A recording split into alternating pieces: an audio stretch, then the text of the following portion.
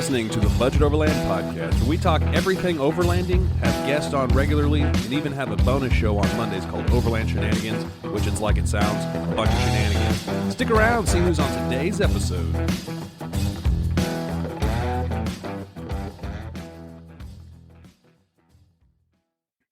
Welcome back, everybody, to an episode of Budget Overland podcast. It seems so weird to say that right now, but here we are. Budget Overland podcast with your host, Benji Ward. And today's going to be a great episode because I've not only got, 10 people lined up to come on the show. The very first person who reached out to me so desperately to come on here was Mr. Caleb Baker from Baker Overland. It's lies. I'm being paid hundreds of dollars to talk to you. I'm like, I need friends and I need people that are good at talking. So, as many of you, as most of you know by now, I'm doing the Budget Overland podcast by myself, and that's totally fine and totally cool with me. I like it a lot better that way. So, I've got Caleb Baker with Baker Overland on YouTube. Check out his content; it's super killer. We call him the historian YouTuber, which he doesn't necessarily prefer or like. I'm sure deep down he's like, "Oh yeah, you know it." But in all seriousness, I've got Caleb Baker with Baker Overland. Caleb, thanks for coming on, bro. How are you? I'm doing good, man. I appreciate you having me on. Well, I'm glad you did because it's quite the opposite of what I told you earlier. Nobody came knocking. I had to reach out for you. So I'm always happy to hang out, man. No, it's a good time. And I think that's what's cool about this community is internetworkings and friends. I think we met it more physically in person at 22 more, and we've gone on probably two or three trips together over the past year and have formed a bond, a relationship. I feel like we get along quite well together, and that's not common with me. I'm kind of swinging a miss or a home run. So anyway, besides all that crap, what's new, man? Like, what have you been up to? Well, first of all, I just want to take 1 second and show you a little something. Hang on 1 second here. Dang That's straight. What's up? Man. So we'll plug a little Budget Overland merch, repping the T-shirt. So yeah, I wasn't wearing this originally, and right before I came up here, I walked upstairs to get this set up, and I was like, wait a minute. Ran downstairs, changed my shirt. I was like, I gotta rep the merch. So. What's funny about that is my shirt is inside out. and for the listeners, like driving in your car, you're not going to see that. But this morning I woke up at like 6:30, and we walk our son to school on Fridays, and it was cold this morning. It was a little chilly, so I threw on a hoodie over it. I didn't pay attention all day long, and then like midway through like my work day, I took off my hoodie. I was just walking around, shirt inside out. Just no big deal. Dude, I've done that before. I've done that before at work with like a button, like a nice button down. I don't even know how it happened because it's a button down. Like, how do you not notice with all the buttons being wrong? It was a rough morning, but yeah, I've done it before. Hold on, a full button-up shirt? Okay, well, let me explain. Most of the buttons were already buttoned. Sometimes I'll leave the buttons and just undo the top two. And I was in a hurry. I just pulled it off the hanger. It was dark. Threw it on. It got to work. And someone was like, "Did you button that inside out?" Just like, get off me, guys. That's like next level talent. Is like because it's totally on the opposite side. You're using the opposite hands and everything. Yeah. For a minute, I was really worried about myself, but I think it was already buttoned.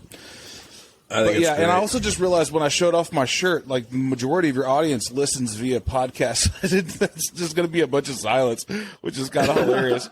So let me add the commentary now. 5 minutes later, I was showing the merch that I purchased of Budget Overland.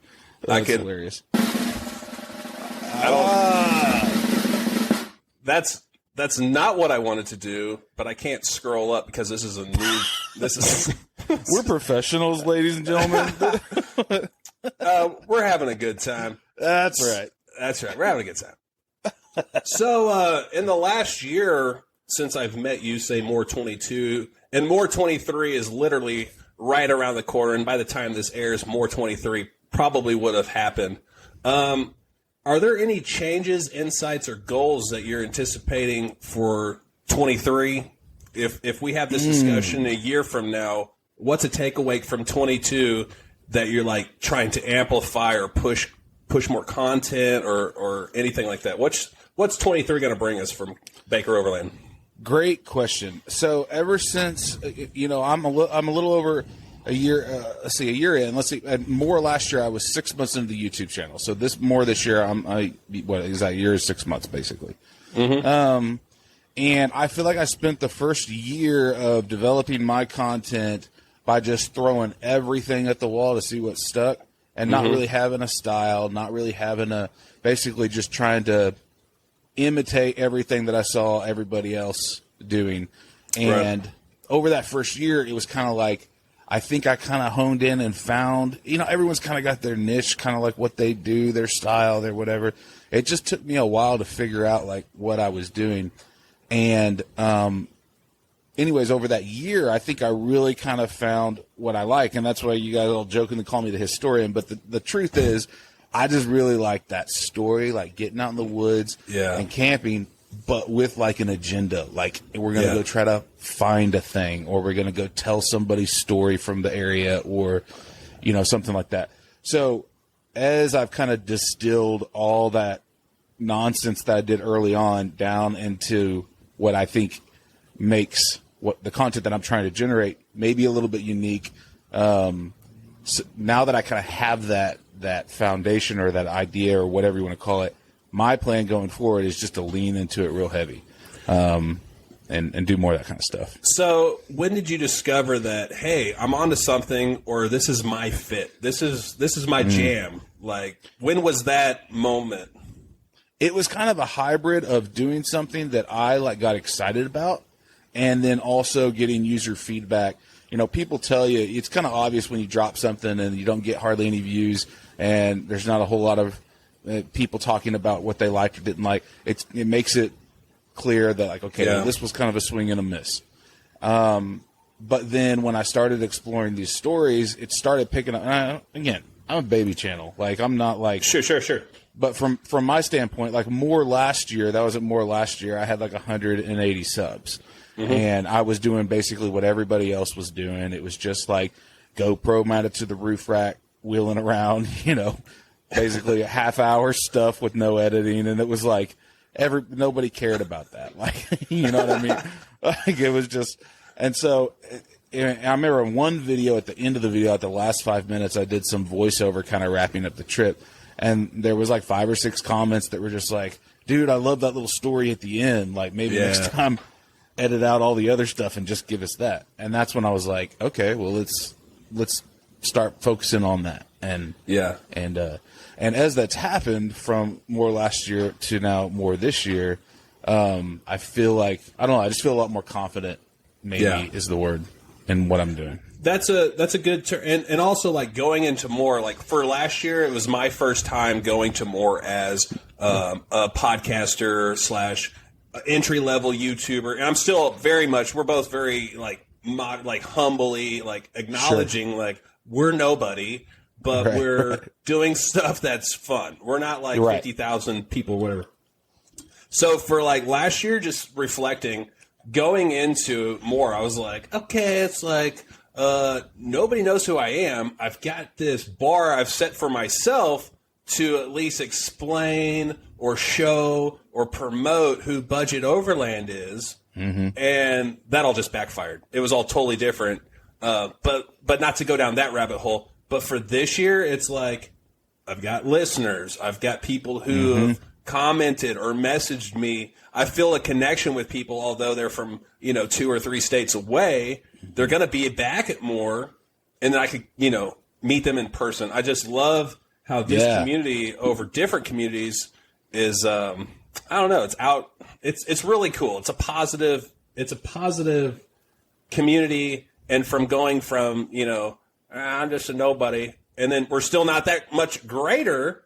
Right. People appreciate what you are doing for the community, and I think that's fantastic to actually see. You could see that people appreciate your content because of the subs and the comments and the love and all that cool stuff. I think it's great. It's something else that I noticed with you is you're talking about how you developing that community is you've also done trips, that I was a part of, and one of them with people in the community that you would have never met otherwise, all over the place. And what's cool about that is I noticed is while your community is large, your Facebook group is large, and there's a relatively, on that last trip that we all did, there was a relatively small number of people that went on the trip, considering, compared to the size of the group. What was cool, though, is every single one of those dudes has like 30 times the buy-in now to the group. Like, I'm noticing they're all posting more. They're all like more engaged. And I'm talking about for myself as well. Like, that's pretty cool, like, to see just that little, like, ripple in the water, and then how they're starting to pull in their bros and stuff. And that's cool. Yeah, it really is. And that's, if I could do, I'm not going to do this full time, but like, if I could do a trip every 2 to 3 weeks with different people, how cool would that, in different parts of the country, how cool would that be? Yeah, man. That'd be so cool. Like, everybody, and maybe we just hit it right. I don't know, but everybody got along on that trip. And we had how many? 6 different states, 10 or 11, 12 rigs from. So it's like a ton of people. Literally, you're the only one I knew. I knew Kelly, and I knew Eli, and I knew Wade. I'm gonna say it. I knew Jared. I knew Gerald. Jeremy, right? Jeremy. Gerald. Gerard. Jeffrey. Jeffrey. Sorry, bro. Anyway, so I knew a handful of people, but then you add people from different states and stuff, and like, we're going in the middle of nowhere, no cell service, and we're going to be going through multiple river crossings in the spring. Yes. Good luck. So it's like, anyway, we all had a heck of a time. It was a good time. But if I could do that every 2 or 3 weeks, just randomly, sporadically throughout the country, how cool would that be? Awesome. That'd be awesome. And you know what else would be cool is I want to see how you manage all the Facebook texting groups or the messenger groups, because that group, the planning group we created for that trip, is still rocking and rolling. So I just want to talk to you. Like, I want you to do one of these trips like every 2 weeks, and then like 6 months, let's circle back, and I'd be like, how's that messenger going? Yeah. Here's the kicker, and our group knows this because you on your do you call those podcasts or the roundtables on your channel? Yes, called roundtables. Yep. And so you had, I believe, 4 of us come on and talk, and then you had another 4 come on and talk about different. Okay, so you invited me and a couple other guys to coordinate that. Hey. You 4 guys plus me, we're going to, coordinate our time and all this stuff. And it's like, it's still out there. But I deleted myself from the original group text of the 10 to 12 people. And Eli's like, oh, no, Benji, you're still in there. I'm like, well, how can I not see it? It's like, I created it. Did I block myself? It's free. It's hilarious, dude. Because I want to reach out to, like, Mike and some of those guys that weren't in the other group, just like, hey guys, how's it going? But it's like, no, they're probably thinking like, Benji's just ignoring us. That's hilarious. I didn't realize this until you said just now, but it was that subgroup I created that was still rocking. Yes. Well, my bad. So I'll reach out I reached out like a couple weeks ago. I was like, hey, anybody, can you check on the other, messenger to see if I'm still in there? And Eli's like, you're still in there. I'm like, well, can you try to add me? Don't just tell me I'm in there. I don't know what I did. I tried to silence it or mute it one day, and I guess I just blocked it. I don't know how that works. Yeah. Well, it's going to be a problem that, honestly, it's probably not a bad idea if you're going to keep doing this as the leader of this group. You're going to want to figure out some sort of plan for it. Otherwise, you're just going to get bombarded with all the random texts. Like, I will tell you this: it is exhausting to plan a trip that large for that many rigs, and to make it as successful as it was. Because we had breakdowns and stuff, and some people got stuck in puddles and stuff. But I don't know what you're talking about. Nothing too extreme, and I think everybody had a great weekend. But I don't know. Besides the point, tell us any projects you got coming up. I know we discussed a few off air, but But any major projects coming up that you want to tell the world out there, or hold on to them yet? Okay, so I've got like a handful of ideas. So for people, the majority of your audience has no idea who I am or what my channel is.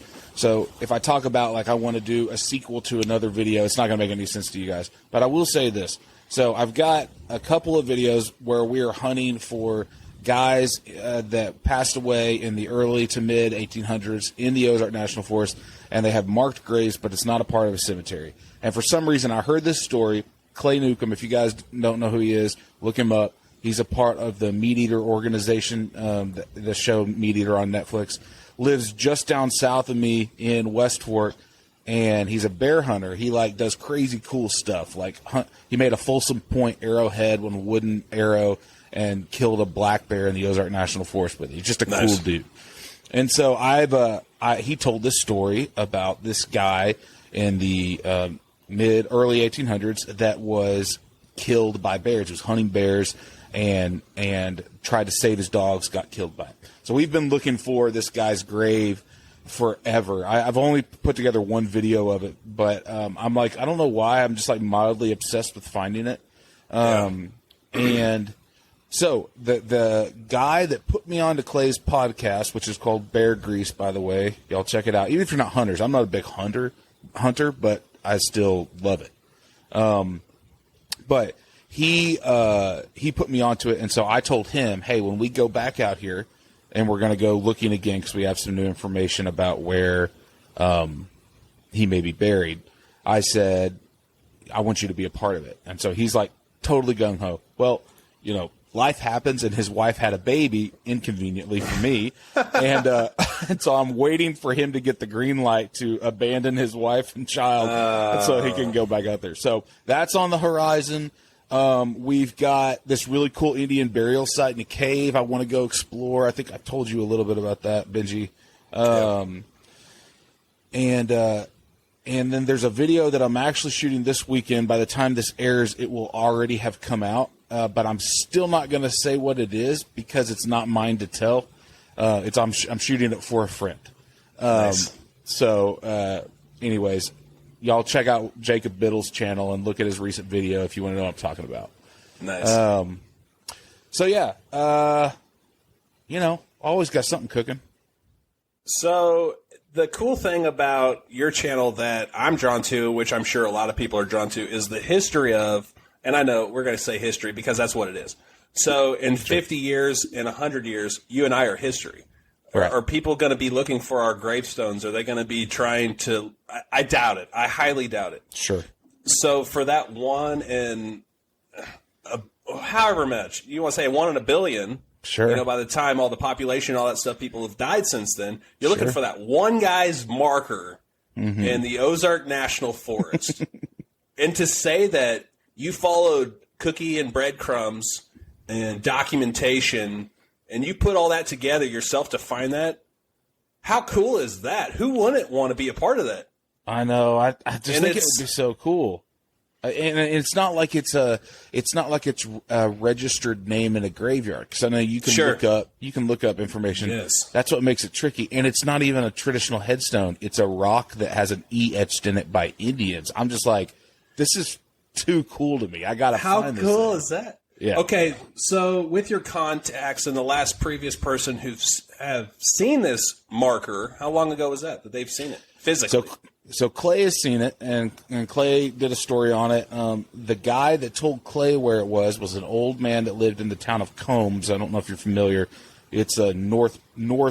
Well, if you're leaving from like northwest Arkansas, Fayetteville, and going into the Ozark National Forest, it's one of the towns you have to pass through.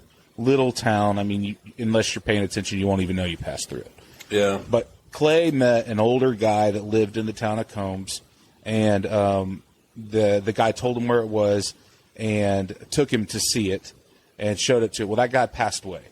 And that guy told Clay before he passed away that he would only show him if he didn't share the information. I've reached out to Clay, tried to weasel it out of him, and he didn't budge. Rightly so. I mean, he's doing what he should have. But since I posted the first video that I did looking for that, I've had multiple people that either know where it is or are just bluffing, reach out to me and say, you're in the wrong spot. It's not in the eastern Ozarks. It's in the western Ozarks.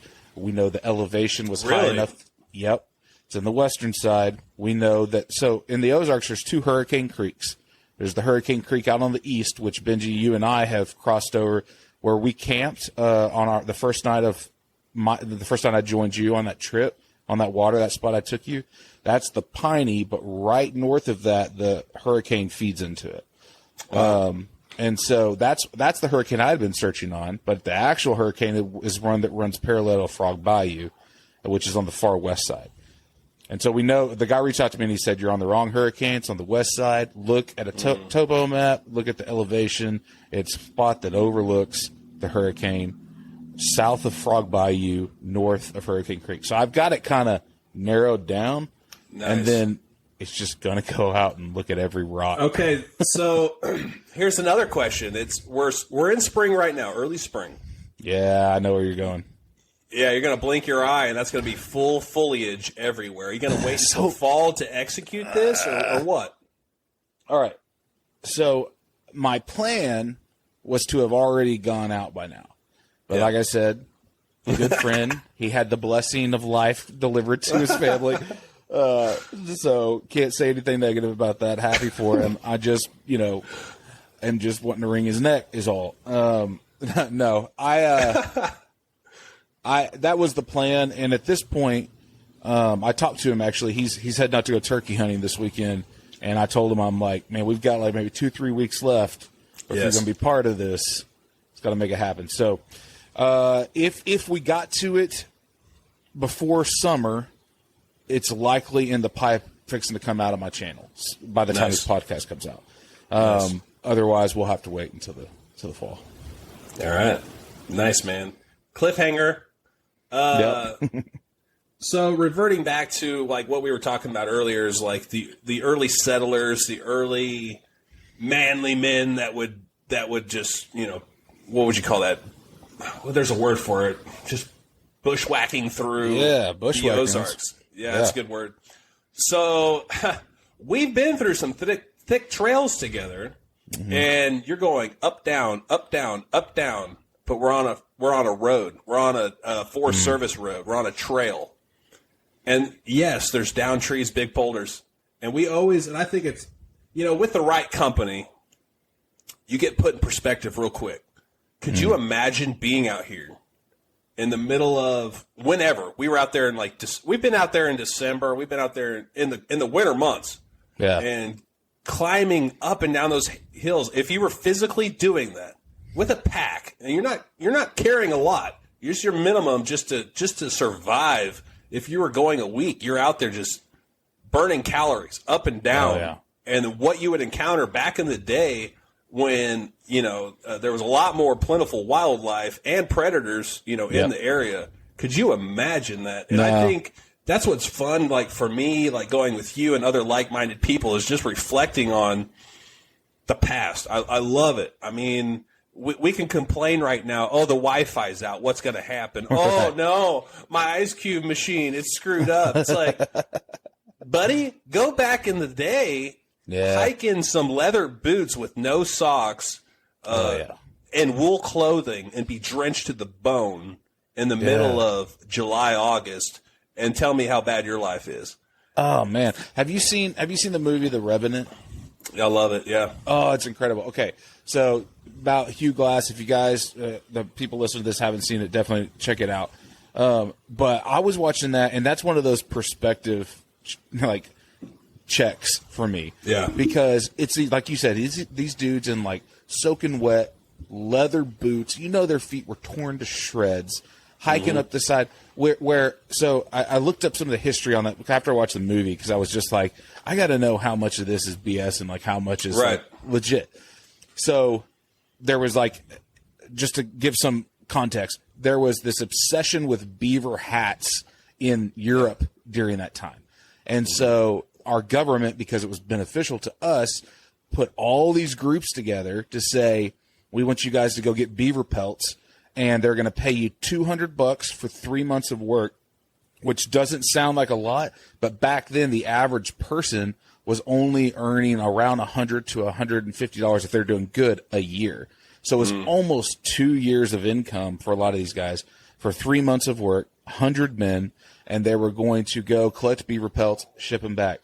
In that expedition that Hugh Glass was hired to lead and like guide them through, I think it was 60. You guys can look this up on Wikipedia. I'll botch the number. Over half died from Indians on the trip, and then another like 20 died. I forget the exact number, but again, look it up. Died from either accidents or illness. So the vast majority of these people. And the Indians were wiping them out for another whole story, and that's because we promised that we weren't going to hunt the land, and then the government issued the thing for the deal. And so we were like, just kidding, we need these pelts, and so they were just wiping everybody out. But anyways, what's fascinating to me about that is these guys they weren't bringing food with them. They weren't bringing water with them. It was like, you need to get the pelts and survive, feed yourself, also dodge the arrows. You know, it was just a hard time to be alive. And when I read about, like, Frederick Gerstocker, the guy that was with Erskine, the guy that I'm looking for his grave in the Ozarks, to me, that's always just every time I go out there, I'm just like, I need to be more grateful, less whiny, to use a polite word, just more, I don't know, content and not so quick to complain. You know, yeah, that's why I love doing that stuff. I mean, I think what you said there is great, and 90% of the people listening to this won't get that. It's truly something that you'll just have to hit that fork in the road one day, and once you truly understand and appreciate even if you're fortunate and you've got a lot of stuff, or if you got a little stuff, there's still people out there that are not content with what they have. Right. And I feel like, honestly, the word you were using, we all know what you were going to say. That's what we all are. Yeah. I mean, we're all a bunch of little you-know-whats. Compared to those men and even women. Sure. Animals, women man. were some tough cookies, man.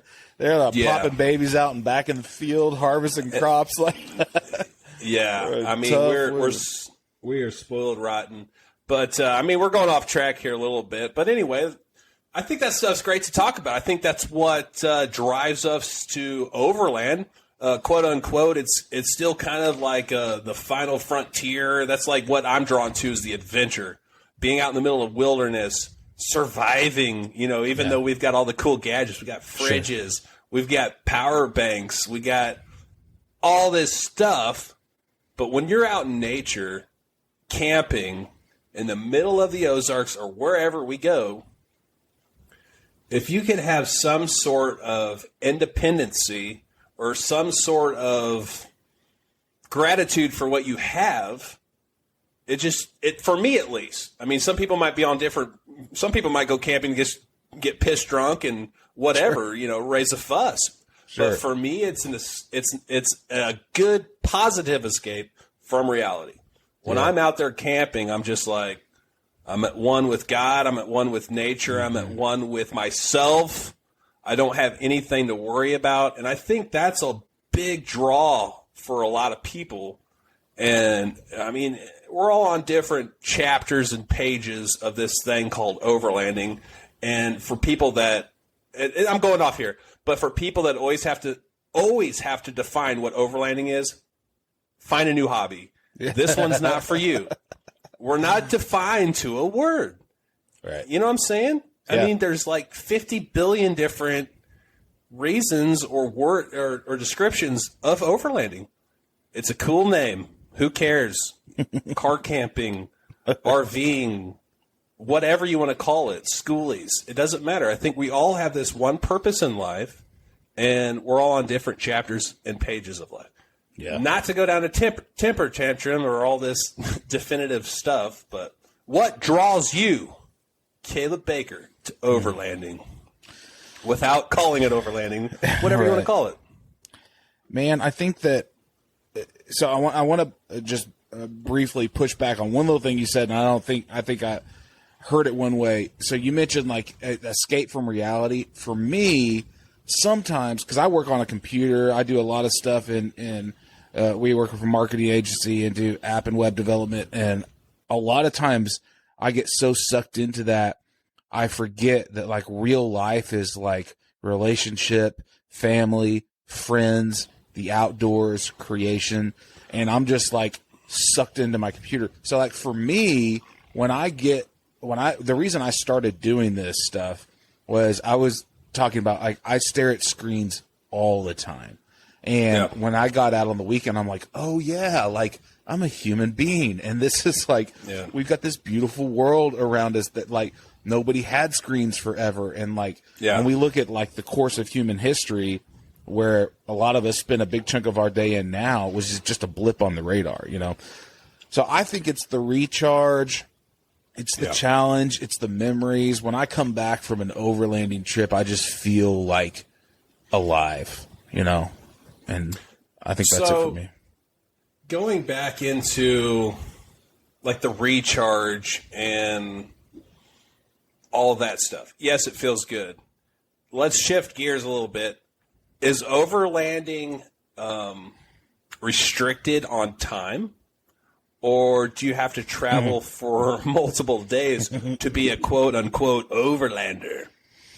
So I had a buddy, a guy, actually the barbershop I go to is a place called Old Wolf Barbershop, and a guy that is one of the barbers there is a big-time overlander, you know, whatever that means. He's got the rig, he's into it, he likes doing it. And he was talking about, he was like, man, overlanding used to be cool, and now it's just so cringe. And I remember saying, like, what are you talking about? Like, what do you mean it's cringe? And he's just like, man, it's just a bunch of, like, keyboard warriors arguing about terminology and, like, who spent too much money or who didn't spend enough. And he was just like, I'm just, like, done with the community and ready to just go, like, enjoy myself, and I don't care what people call it.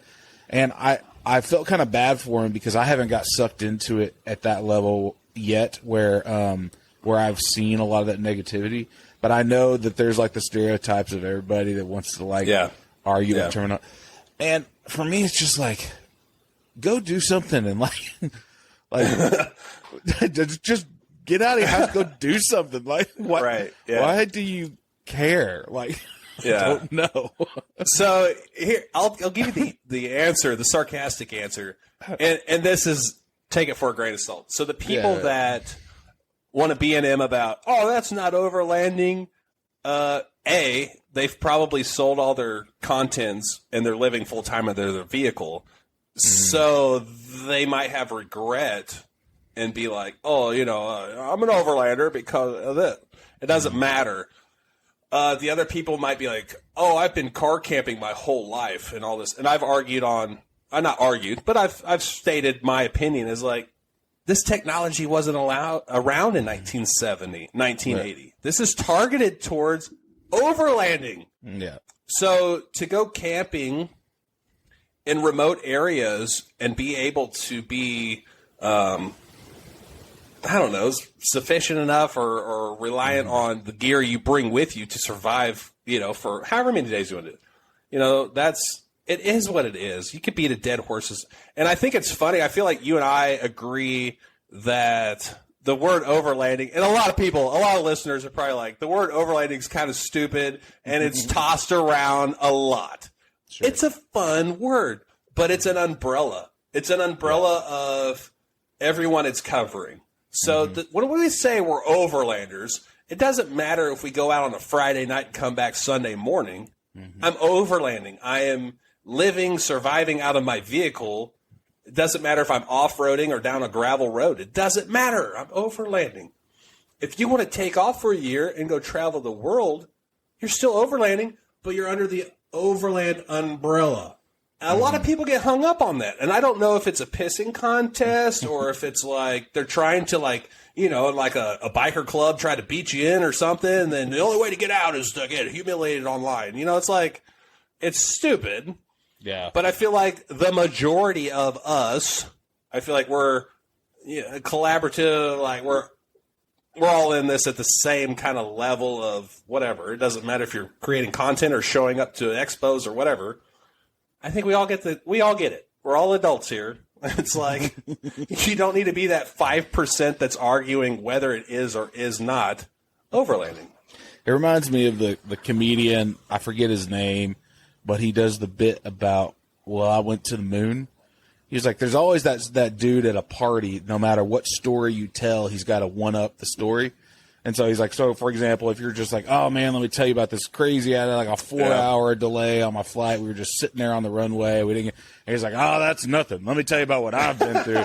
I was there for 76 years, and it was like a prison, whatever. That's all. That's what it is. Yeah. And so his bit was, I really wish that I could have been one of the guys that went to the moon, because every time one of those dudes stands up and he's just like, I didn't overlanding. Let me tell you what over, and he'd just be like, well, I went to the moon, It's just like, sit down.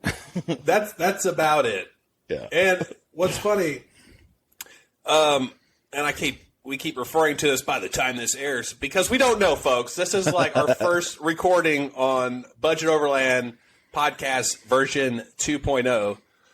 So like, I was on Snail Trail 4x4 off-road podcast. By the time this airs, it would have been out.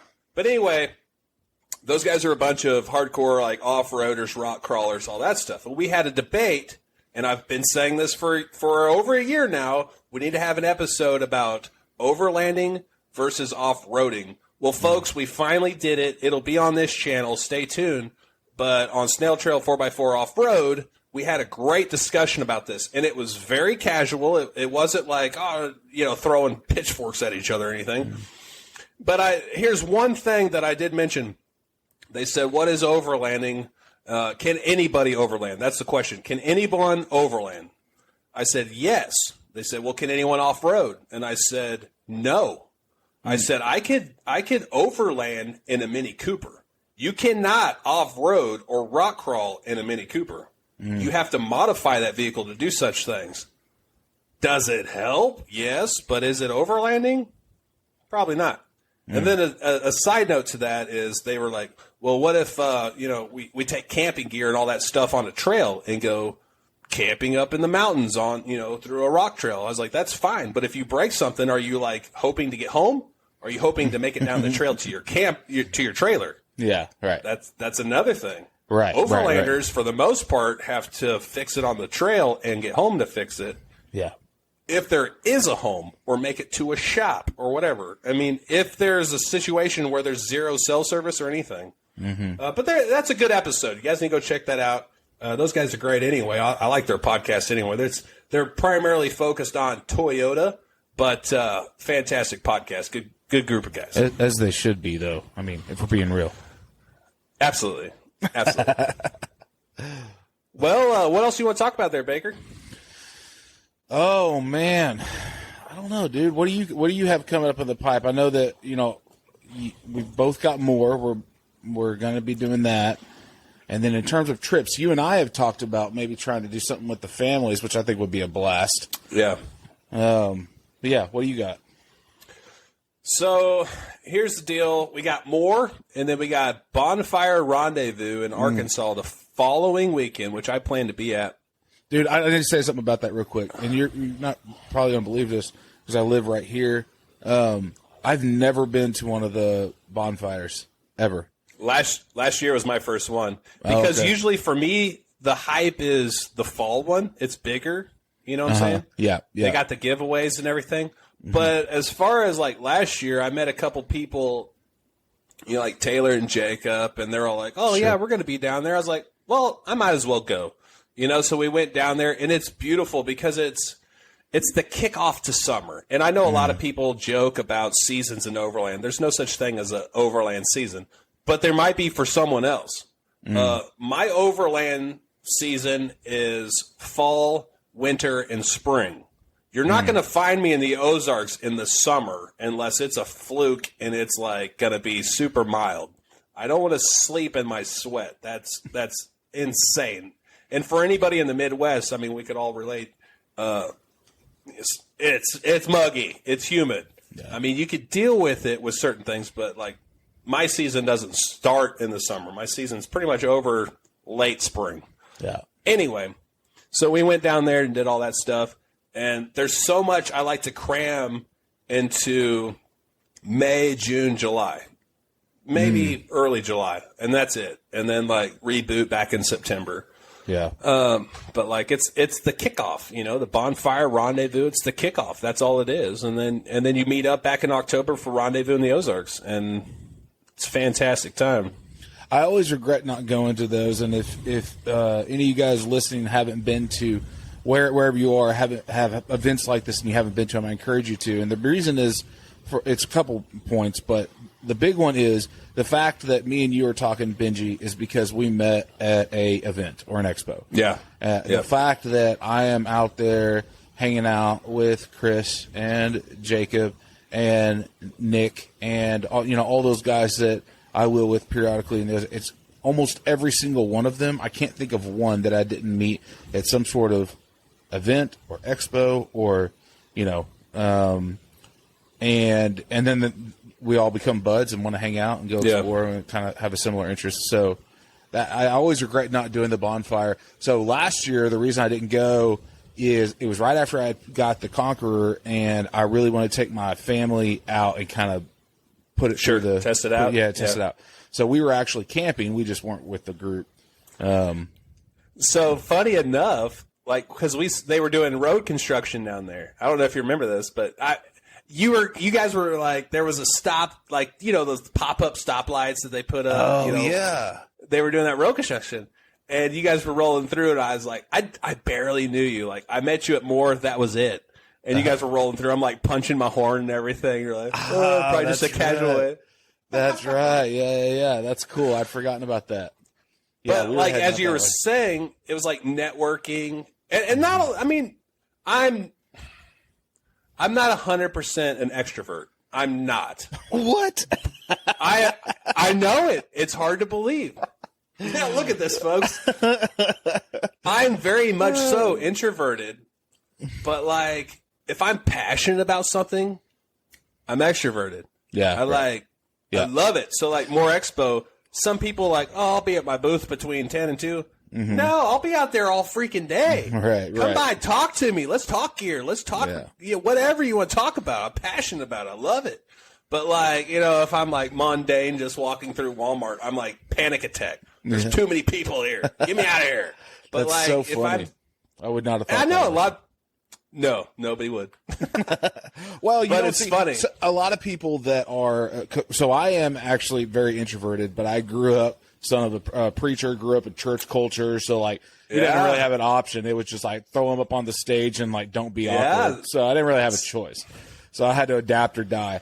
I think you have some similar, very similar. Yeah. And so us as introverts that grew up in that culture, we had to learn to be pretend extroverts. That is so true. Let's write a book about. I think that's what ruined me. Ruined me. It's like, here's my son. I'm like standing up in like front of 200 people. I'm like, oh God, this sucks. Right. But you know what I'm saying? Like hindsight, you're like, whatever. It is what it is. Right. So that's funny though. I have a lot of people that have met me and said that thing about they're like, oh, you seem like you're so extroverted, and this. I'm just like, bro, like my recharge is like when this is fun for me. One-on-one never taxes me, but like when this podcast is over and I'm gonna refill this little beverage, flip on the TV, and my batteries are gonna go all the way to full. You're giving it all she's got. Yeah. What's funny though is like if you come talk to me, if like you and I feel like we gel when we talk. We've got something we can talk. You know that one guy that comes and talks to you. I'm not saying like whatever subliminal, but like if that one guy, some random dude comes up talks to you and you're just like not engaged at all.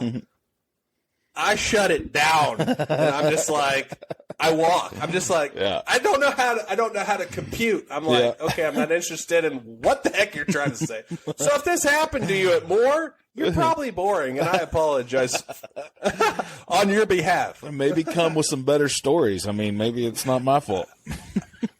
Yeah. No, I'm saying that's what you should say. Maybe it's not my fault. Maybe you should have better stories. I know what you're saying, and I don't know how that's going to go. I wouldn't do it. I wouldn't do it. Hey, so by the way, congratulations on your channel. It's grown 1,000% in a year. We finally found something that someone likes. Yes! So. Yes! Right. And here's what's something you don't know, is you and I have the same subscriber account. Like, what are you talking about? You have like 1,430, whatever. We're the same count. Oh, no way. You'll drop a video and you'll climb like 200 subs. And I'll drop a video and I'll be like 190 subs. I'm like, dadgummit, Baker's got me. Hilarious. No, it's so funny. Yeah, I mean, I know, like, I'm a numbers guy. I like looking at charts and graphs and stuff like that, and ticks and stuff. So it's like, oh, that's cool. Baker just climbed over me. Well, dude, I've got some news for you that's going to make you feel a lot better. Let me tell you about my podcast plays. Yes. Because if you're doing better than like 50 a pop, you're cooking me, bro. Yeah, that's another story. But no, we're here. You guys are killing it on. You are killing it on this podcast, and I love it. Nice catch. Let's edit that out. Lawyers, don't come after me. But yeah. So another funny thing, like I was talking to Baker earlier about, I got this cool intro. You guys have heard this intro because if you're in this far, you've already heard the intro. But I want to do like a voiceover on that intro, and I played around with it all day to try to do that, and it just sounded horrible. So hopefully, eventually in the future, you'll see the progression of this version 2.0 of Budget Overland podcast. But I think the quality is going to be a lot better. Yeah, I like this platform. I have paid 2 times over. I keep saying that because there's this Chinese restaurant where you get 1 times, 2 times, 3 times spicy. So I always order 3 times spicy, but whenever I say, I paid 2 times for sound quality, I mean it. I'm paying 2 times for the sound quality on this platform, on 2 platforms, just so it's smoother on the eardrums. I don't know why I said that. I just felt compelled to. Yeah, just so you know, this is how much Benji cares about his listeners. So, guys, you guys need to know, like, this man cares deeply about you. Are all his infant little baby children that he's cradling in his arms. But you better have opposable thumbs and leave a review and like and share. I love it. All right, I think we're going to wind this down. I got 3 questions for you, though, but they're not going to be back-to-back. So I'm going to switch things up a little bit. We used to ask, like, what's your favorite purchase item or gear under $100, whatever. We kind of stopped doing that towards the end there. But what's your most favorite thing about overlanding? And we say that loosely. Yeah. Overlanding, camping, whatever. What's your most favorite thing about overlanding? Yeah, man.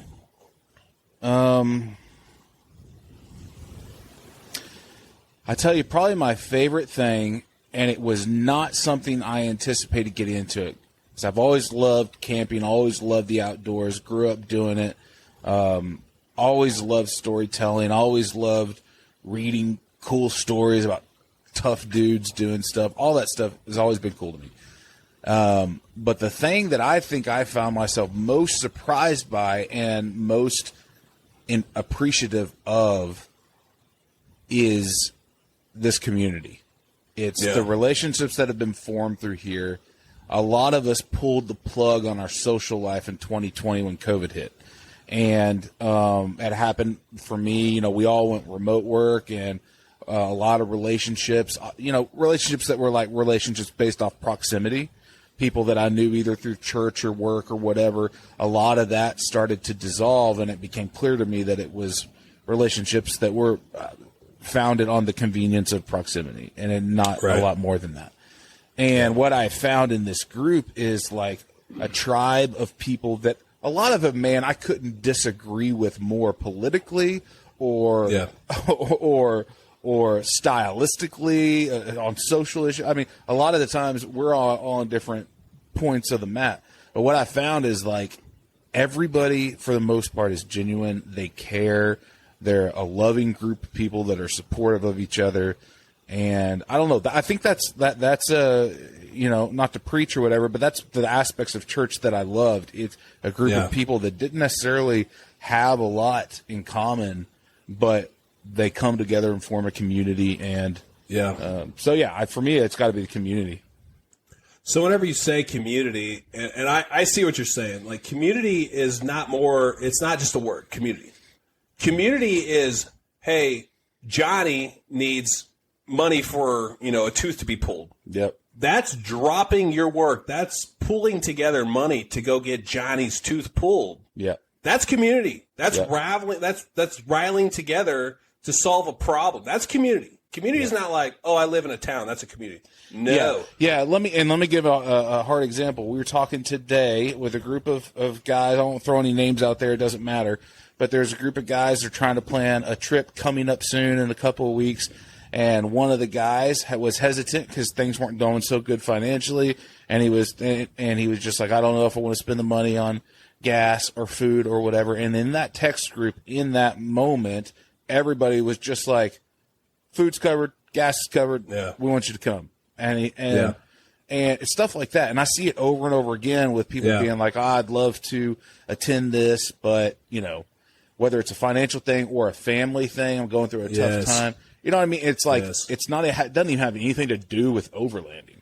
And, you know what I mean? That's what's kind of cool. But that's what I think. That's why I don't know humans, man. I mean, it's community. Yeah. And that, not to drag this out any, but like one of a good friend of mine, and he's large in the community.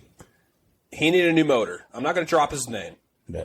And his roommate created a GoFundMe. Within less than 24 hours, he got $5,000 for a new motor.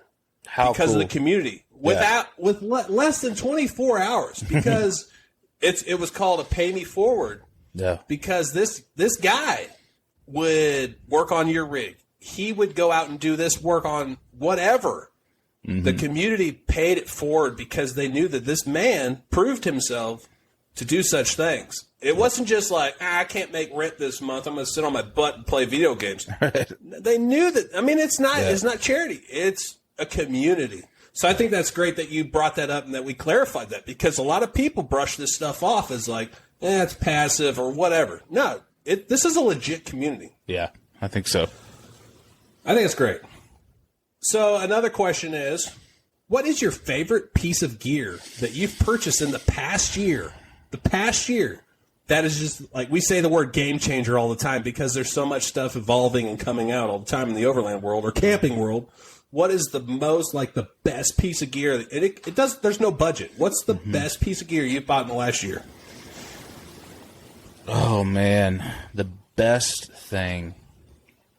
So my water storage system on the truck started out as a 2.5 gallon roto pack, which wasn't enough. I wanted more than that. I was going through it. If you're doing like one night or whatever, but I wanted something that I had plenty of water storage. And so then I moved from that to a 5 gallon Jerry, which was gravity fed, had spigot on the bottom. That worked pretty good, and I've rolled with that for a long, long time. But it's not pressurized, and again, like, does it need to be pressurized? Of course not.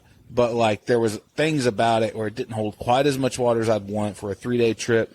If I want to wash the dishes, if I wanted to take a quick shower, if I wanted to have plenty to drinking water. So anyways, I eventually, in the last year, purchased the Weekender water port, which is a tank. It's a long cylinder tank, and for me, I mounted it on my roof between my two cases up there. And when you fill it up with a water hose, it pressurizes itself, so you can use a little spray wand. It's got a nice little pressure to it. Nice. It's also got a hookup for a compressor. You can pop a compressor in there if you get like down to the last 3 gallons and lose pressure. You can hit it with your compressor real quick. It pressurizes it again. And, man, I just use that thing all the freaking time. And I'm to the point now where I am pulling off the 5 gallon Jerry I've been using and pulling off the Rotopack, and I'm going to get those off my bed rack because it's just not necessary anymore. So you're familiar with like the Medic, like kind of tube, push the button kind of, there's no pressure there. Just It just siphons the water up there. Sure. So what kind of pressure are you getting out of this? Enough to, like, spray mud off boots. No kidding. Yeah, it's good. So whenever they say you can add air to the tank, like, are you like 10, 15 PSI or more? You can go up to 30 on the tank. Wow. Yeah, you can push it up to 30. So you hit it up. You don't want to go crazy above that, or you could blow something up. But yeah, you put it on that. And so for me, the first like 5 gallons of water stays plenty pressurized for washing dishes. And it's that type of material that heats up. So if it's during the day and the temperatures are cooler, it'll warm that water up. My only complaint about it is if you're camping in freezing temps, it will freeze. It's not insulated enough to not freeze. So that's good to know. And you could hook it up to like a Joule Cool or something like that, like a hot water supply. Or? Oh yeah, I haven't done that. I've actually thought about getting one of those if you wanted to be able to take a hot shower or wash dishes with hot water when it's freezing cold. But for me, it's just my summer go-to. Like I'm one of those guys. That's great. I need to shower. I like to shower a lot. I stink, man. After a few days, I just start to reek. And so I'll just, if I'm doing a couple-day trip, I'll just pop that thing out and go and spray it on real quick. This has nothing to do with what you're talking about, other than you just brought up a shower. I'm like a freaking dog chasing a squirrel. So our large men's group that we went camping, it's been about a month ago now. But the first campsite, remember whenever those guys were cutting down the trees and we were going mud slosh? You noticed I conveniently edited those shots out of my video. Yes, I did, and I don't know. Anyway, those guys were being a bunch of jacklegs. Not in our party. Yeah, not our problem. So we went to there was a river crossing and a campsite. My goal for that night, because this was like my day 4, I was stinky. I was like, I don't care if it's 15 degrees out. I'm jumping in the river. Oh, you were for real? Yes. Because I remember you saying, oh, man, I wanted to go swimming. And I was like, ha, ha, ha. But you were serious. Yeah. Dude, I was like, yes. Because not only that, but like the last 10, 30, 40, 50 minutes of that trip, the bead of my tire blew off. I was muddy. I was like, my clothes were, I was just going to jump in there with my clothes on and just like get rid of them. But I was like, I felt so disgusting. And then like that night I had to change a CV axle and I was like caked in grease. I was just like, all right, I got to tell you, I told my wife about, I mentioned you in particular when I got back. I was like, so this man had been camping multiple days when I got there and he was rough. And then I was like, we stopped at this little gas station. I was like, the moment that I was just like, this is bad. You got like this can of tuna fish or whatever, and you're standing in the parking lot eating the tuna fish with your finger like scooping it out of the can, and your fingers are like black with like axle grease and all sorts of. And my favorite part is you get the last bit and you put it in your mouth, and then you just wipe the tuna on your jeans. And I was just like, dude, this guy needs to be sprayed down stat. Oh, that's funny. That was a heck of a weekend. I mean, I say a weekend. I mean, I left on Tuesday, Wednesday. Yeah, dang near a week. Yeah. And every bit of it was just epic. I loved it. I love those trips, man. I love to where they're not like super planned out, but they're kind of like, all right, if you're like at this area, at this vicinity, at this time, cool, let's move on. But yeah, I love it. My third and final question. What are your goals, plans, not expectations, but what is going to happen to Baker Overland in 23? What is something that you're just going to check off your list? It could be anything. It could be a gear upgrade. It could be a YouTube channel upgrade. It could be anything. So I'll talk. So I kind of have 2 goals: one for the channel, and then one for my rig. For the channel, I don't really like talking about goals, and this is probably just an area of insecurity for me. But I feel like if I say like, I want to accomplish this, and then I don't do it, it's like, I don't know. There's that fear inside of me, not wanting to vocalize. So it's easy for me to downplay it and be like, oh, no, whatever happens, happens. But the truth is, I would like to continue to grow the channel.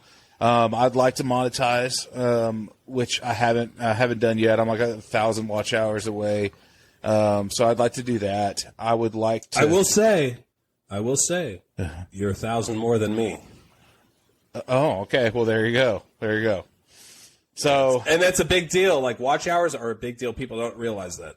Okay. Subscribers and watch hours, people don't understand that. Like, as far as viewers and stuff. I didn't understand it. I thought when you hit 1,000 subs, you monetized, and then I hit 1,000 subs and didn't monetize, and I was like, why didn't I monetize? And it was like, oh, it's because you didn't have enough watch hours.